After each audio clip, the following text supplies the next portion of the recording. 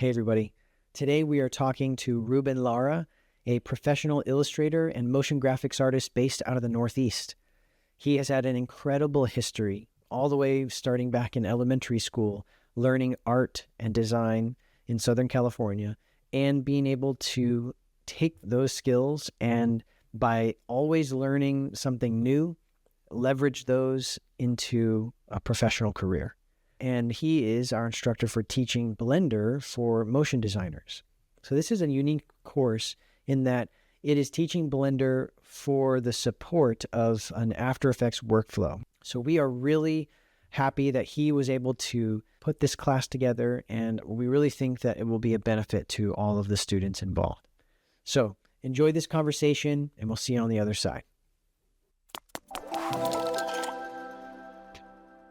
Well, thank you, Reuben, for being willing to join me and chat about yourself. I know we all love to do that sometimes. Thank you for having me. Yeah.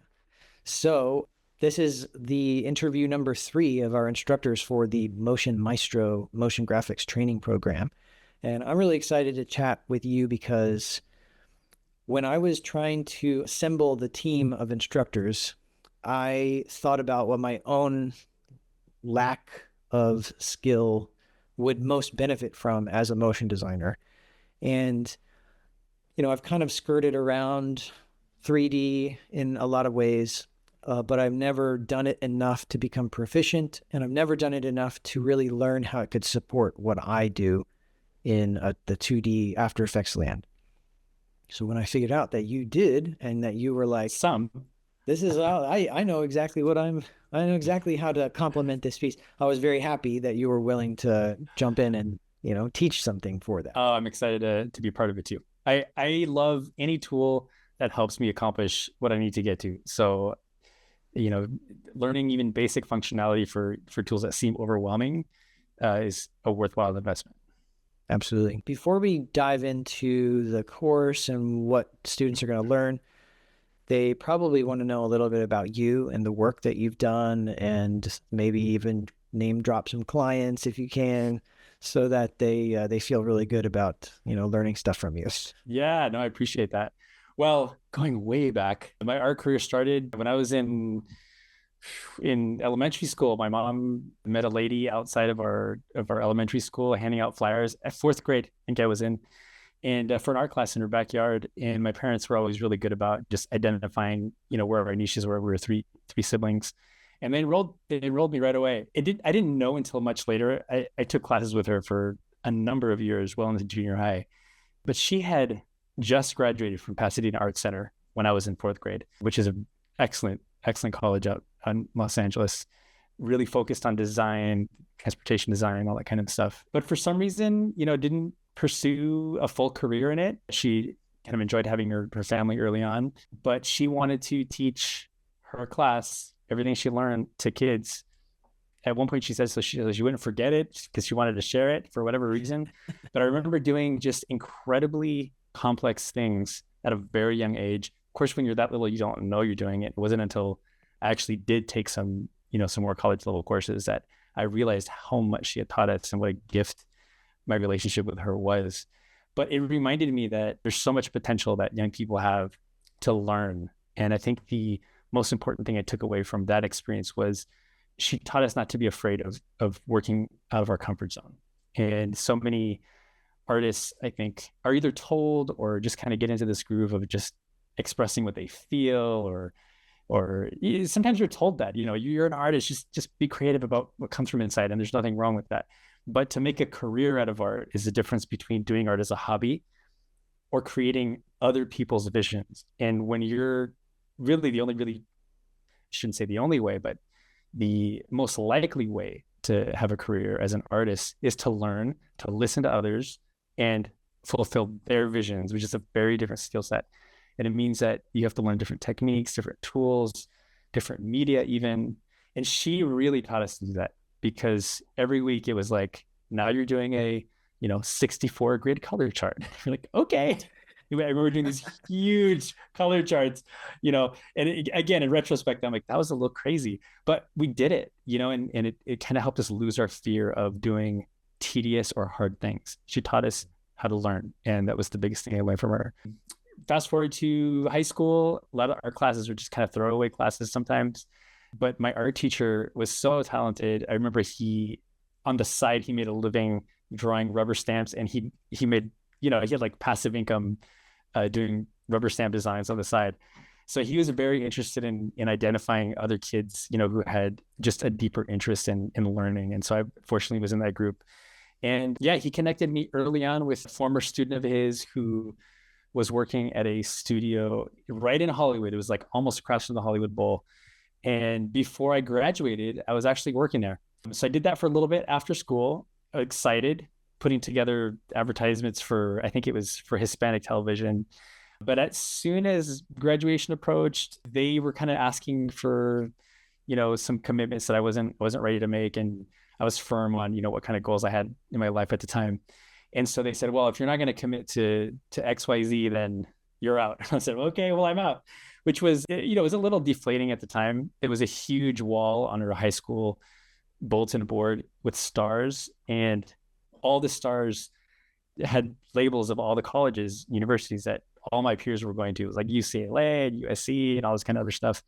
And I didn't have plans to attend any major colleges at the time.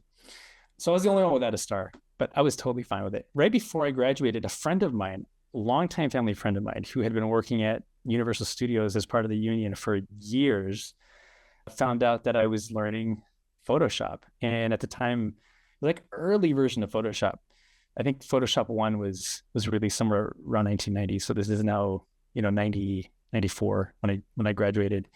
And it turns out that in the studio industry, they were really pushing against digital tools. I mean, it was very much just old school guys, chain smoking guys on scaffolds, painting huge backdrops, 5-story backdrops for movie studios, Murder, She Wrote, and all this kind of stuff. I remember going through the backline at the time.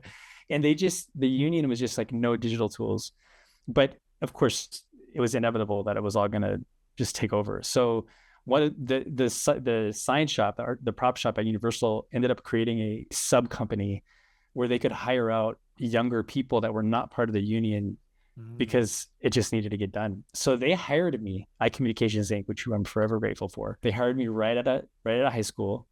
And that was the beginning of my career in production art. And because it was directly connected with Universal Studios, I ended up getting a star on the wall that said Universal Studios right before I graduated, and everyone was jealous.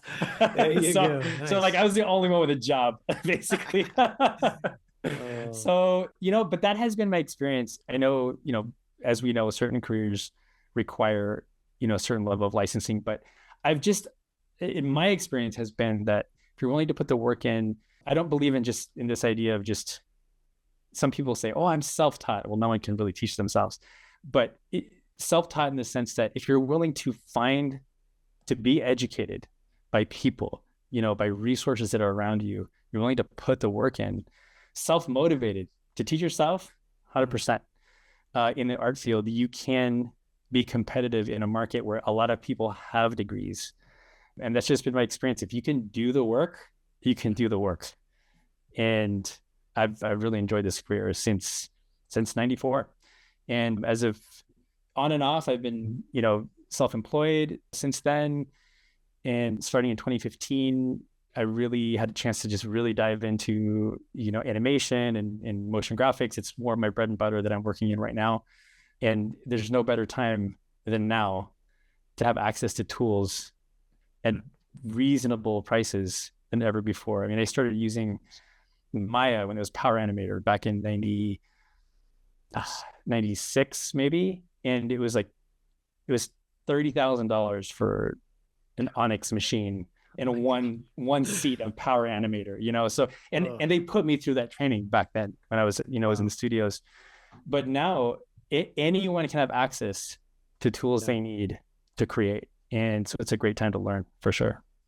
Yeah, I am also the beneficiary of the new and inexpensive training and tools found on YouTube and other online courses. And without those, it's one thing. It's like what you said. If you're self-motivated, you can find the path that brings you to where you're trying to go. even if you don't know exactly where that end is, you can still find that path. And there's really no reason, right now, there's no reason for things to be terribly expensive to Yeah. learn. I think it's a disservice to a lot of students to have to deal with, years of debt. While I would love for art to be an incredibly lucrative career, like maybe quantitative trading or something like that, it's not exactly that same thing. But you have a really cool resource on your website that kind of shows the cost of a traditional art education, and I thought that was pretty crazy. Where Yeah. What's interesting too is just being connected to people who are in the studio industry and just being around kind of the birth of a lot of online schools, as we both have been over the years. Some of the more prominent featured schools now are people, my age, our age, who did go through the system, ended up working at the Pixars and Disney's and all that kind of stuff, but who are now telling younger people outright, you don't have to get a degree, even though they did. Mhm. But they've gone on to found things like Nomon, which features visual effects, Schoolism, which is a great place, and there's some teachers there that are working in the industry, doing a bunch of design work. So these are all people who have gone through the the university path, and they're saying the same thing. There's so many Yeah. resources out now. It's not that you shouldn't spend money. Most of them recognize that you need to budget for this. You can spend hundreds of hours on YouTube and not learn anything. So you're spending money so that someone could curate something for you, but you don't have to be spending 20, 30, $40,000 to learn how Exactly. to draw. Yeah, So that's definitely true. And places like, even very modern places, like I've taken numerous classes from School of Motion, and I even took class on MoGraph Mentor when it was not a part of School of Motion.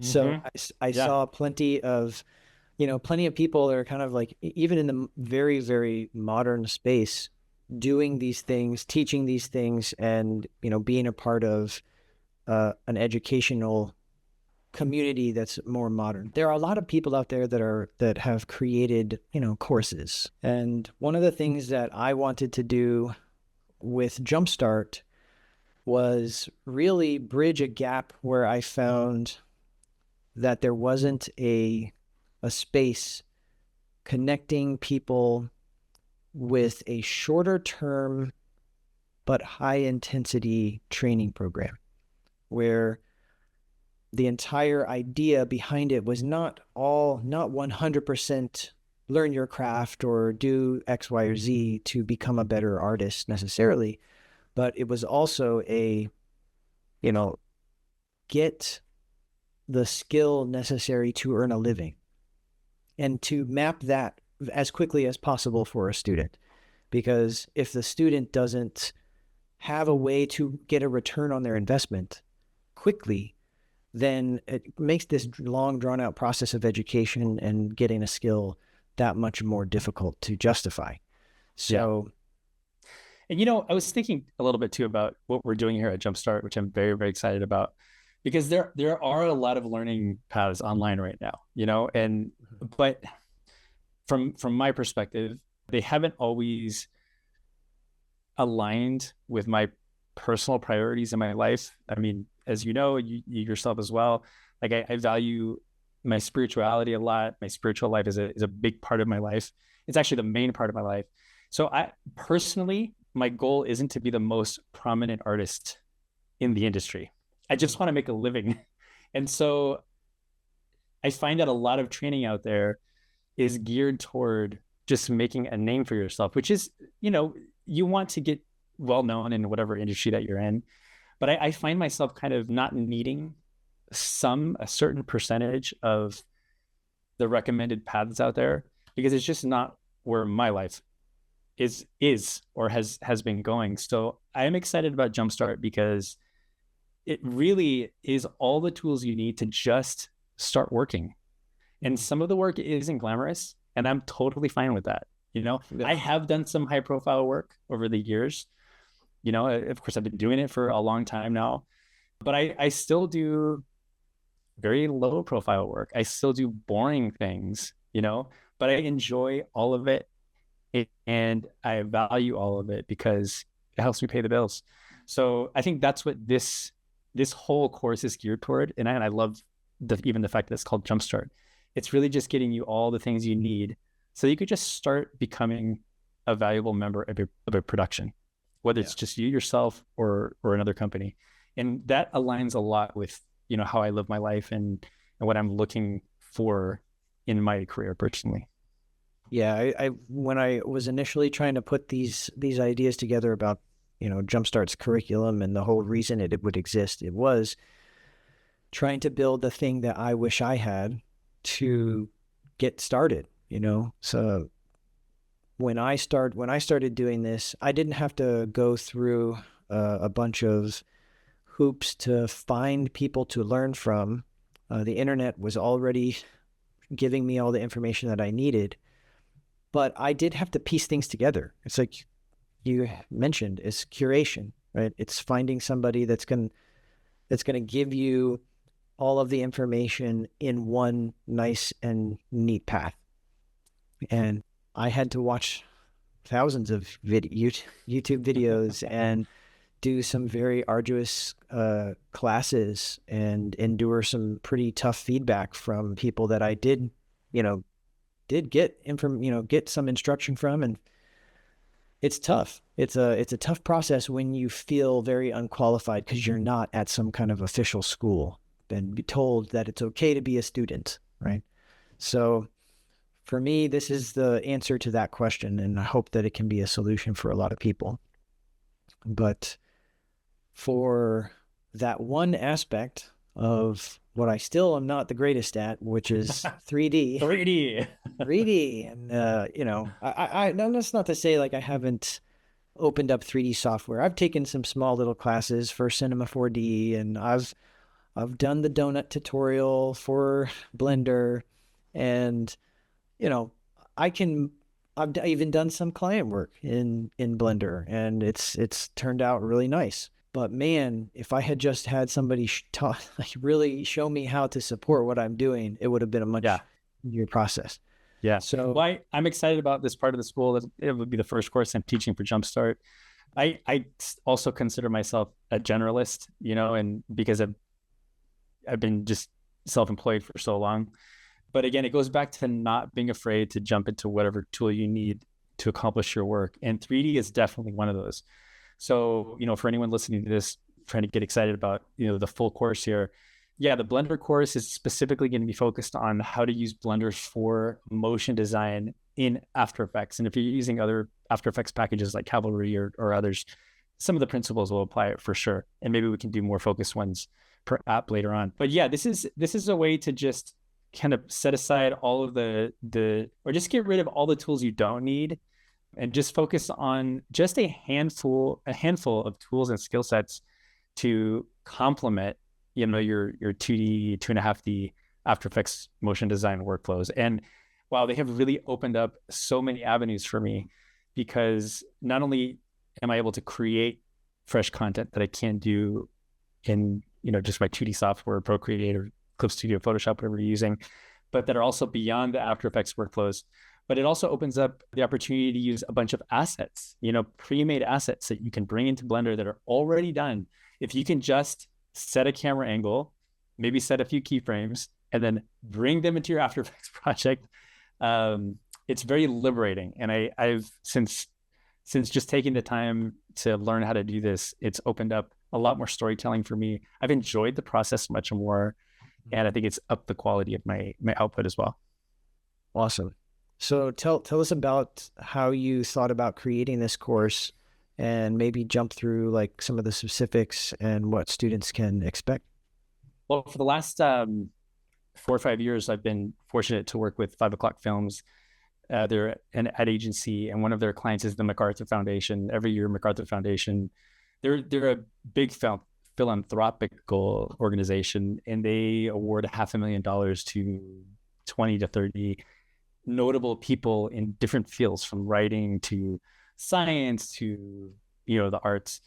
And so 5 o'clock Films has traditionally helped them interview each one of these fellows, the winners. And so some of the topics have been very complex. DNA, genetics, GPS, specific beetles that, make their way into ant colonies, a bunch of random things. And so the complexity of the stories that needed to be told in short form, 30-second snippets started becoming much more than I could just randomly do, in After Effects. So that's kind of what pushed me into ramping up my 3D workflow. I started doing most of my work in Cinema 4D, but as soon as Blender started coming around with their upgraded interface a few years ago, I just switched over, got rid of that $800 a year, Cinema 4D license, which I still love Cinema 4D, but I like my $800 a little more. And I just kind of gave in, because I was afraid to use other software. But I have loved using Blender so much. There's just something about the experience. I just have more fun using Blender than any other tool, including Maya. So as a motion graphics tool, the dynamic elements, particles, rays and cloners, there's rich 3D text, there's tons of unique add-ons that were getting me to the place I needed to get to quickly. And I think that's where Blender excels. For example, on the last round of MacArthur animations, there was a small segment on forest fires, and so there's like a little chart, and that pulls into this, pulls back into a forest fire. Well, great idea on the storyboard until you have to do it, And so I thought, and so right there, it was a panic moment. Am I gonna 2D animate all this fire? Well, I just hopped onto Blender Marketplace and it was like fire add-on. And there's so many add-ons for Blender for MoGraph artists that downloaded the fire add-on, downloaded some trees, applied the thing, and soon enough, I had this really interesting, stylized, lit 2D, 2.5D looking forest fire that I was able to keyframe, integrate into my After Effects project. And I thought it made a great output piece, And I think those are things unique to Blender over some of the other software, is its community of add-ons, which for some people, is part of its weakness. But for me as an independent artist, it's such a blessing. So learning how to just, again, it's not being afraid to maybe figure some things out is what we're going to go over, in this class. And so we're going to start with Blender basics from zero, navigation, basic transformations, understanding the shortcut system a little bit, how to install an add-on. We're going to have some sample files that are going to help us to quickly build out content, like take 3 houses that you either build or purchase from somewhere and then turn them into a neighborhood. How can we do that?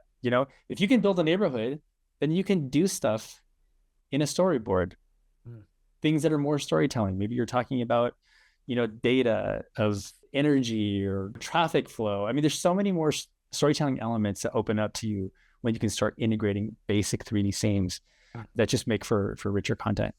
In week 2, we're going to go over some common After Effects workflows, basic framing in and out points.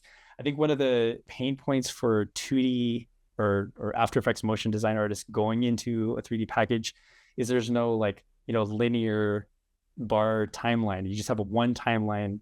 There's no in and out points for things. And it just, that different workflow can be confusing sometimes. So we're talking about Blender within the context of coming from After Effects, which I think is going to be super helpful. We're going to import simple 3D assets, common camera setups.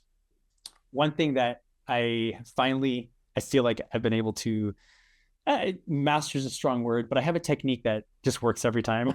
So yes, I'm going to say mastered, is how to morph, just do a simple morph. How do I transform between 2 very different objects?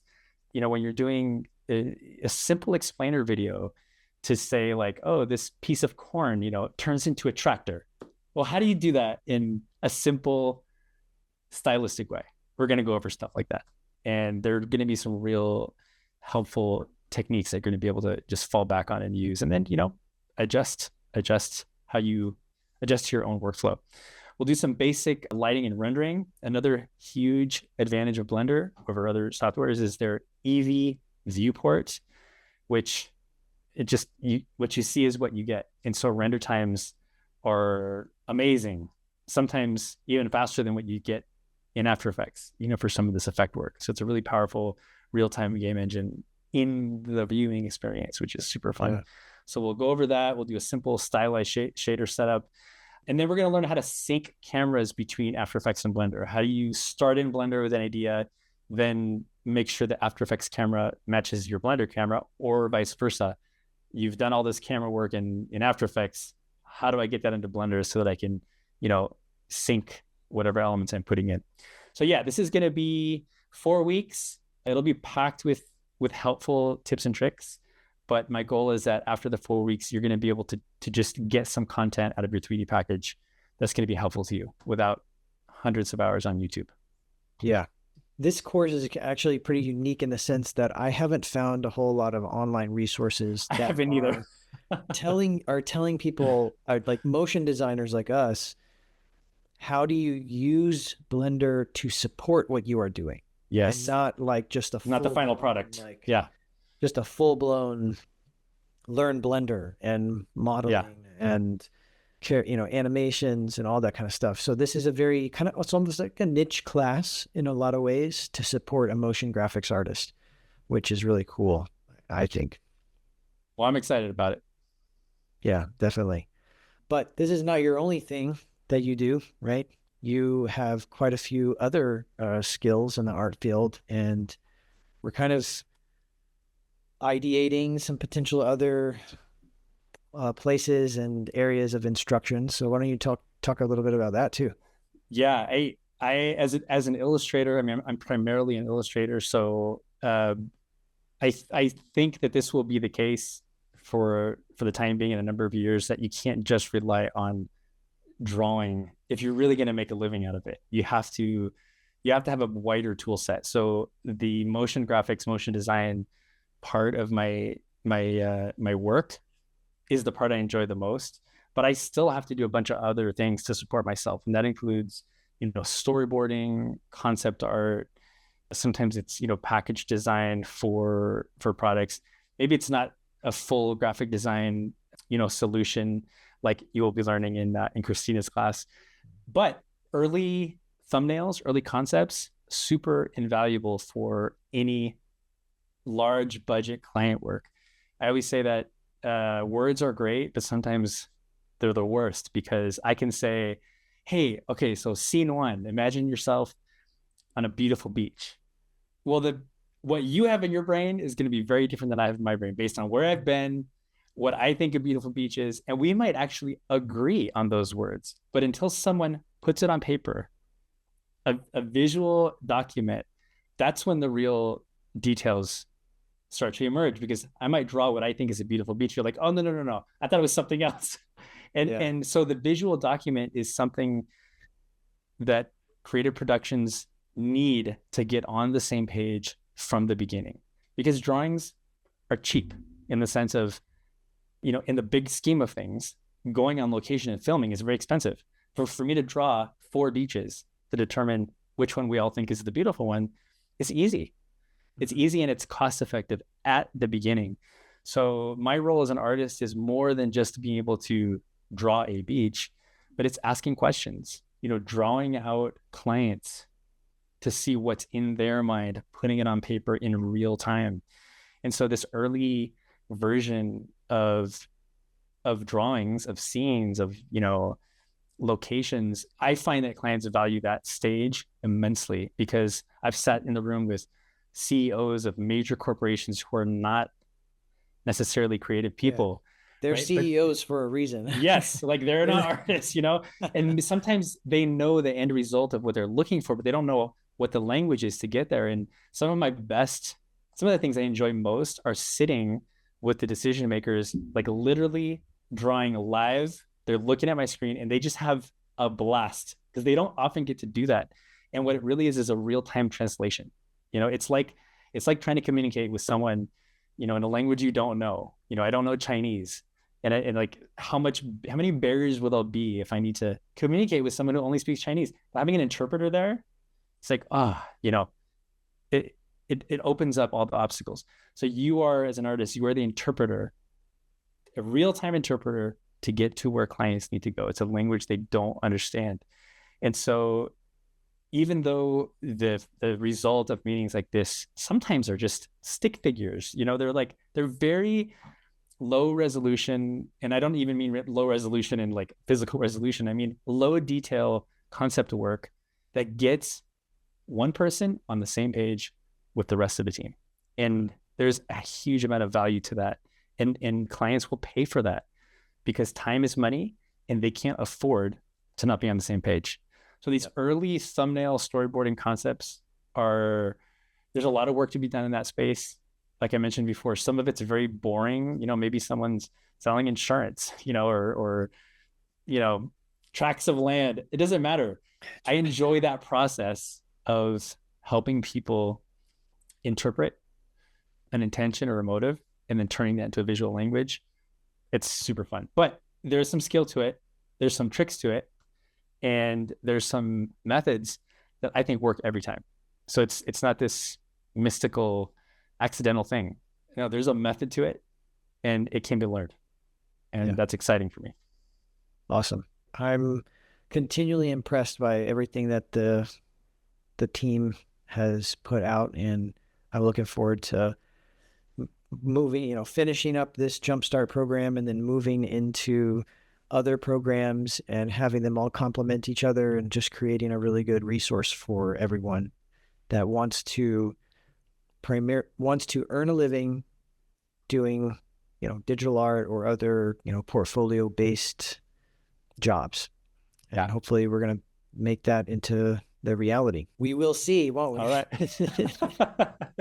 Well, let's do it. And the other thing I'm excited about too is, collaborating with your team to just keep making more resources available. I have some on my ReubenLara.com, cheat sheets for anatomy, tips, softwares to use to create a simple dimensional scene. I mean, there's so many resources out there that I know that Jumpstart's going to be kind of like a live document to expose, to come back after you've taken a class and just go to a page on what are the best resources right now for, helping me quickly block out a scene.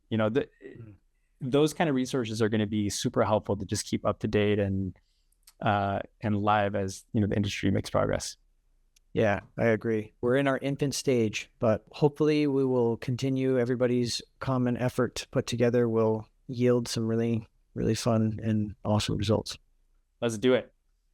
Well, thank you, Reuben. We appreciate it. And I know that everybody's going to benefit from your part of the class. Well, I appreciate that. Looking forward to it. Thanks for having me.